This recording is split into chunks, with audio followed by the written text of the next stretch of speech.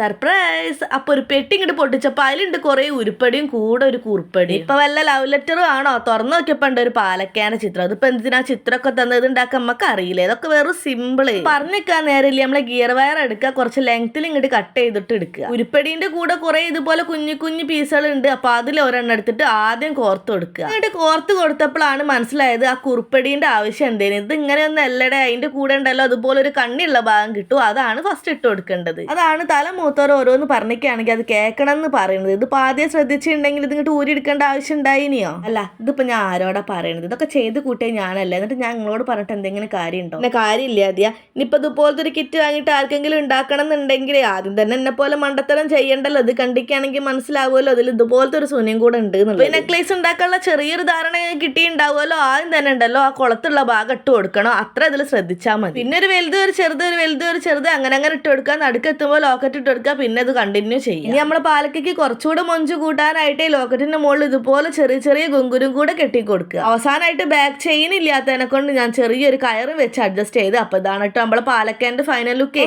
പറയാ എന്താ സുഖം ഉണ്ടല്ലോ. ഓരോ മുത്ത് കോർത്തെടുക്കാൻ ഞാൻ 1/2 മണിക്കൂർ വെച്ച് എടുത്തിട്ടുണ്ട്. ഇതിലേക്ക് എനിക്ക് നൂല് കടത്താൻ കഴിയണില്ല. പിന്നെ ഇതിന്റെ കൂടെ ഒരു കുഞ്ഞ് കമ്മലും കൂടെ കിട്ടിയിട്ടുണ്ട്. അപ്പൊ മാല ഇടുമ്പോ കമ്മലിട്ടില്ലെങ്കിൽ അതിന് സങ്കടാവൂലേ. അതിനെ കൊണ്ട് കമ്മലും കൂടെ ഇട്ട് കാണിക്കാൻ വിചാരിച്ചു. അപ്പൊ ഇതാണ് കേട്ടോ നമ്മളെ മാലേന്റെ ഫൈനൽ ലുക്ക്.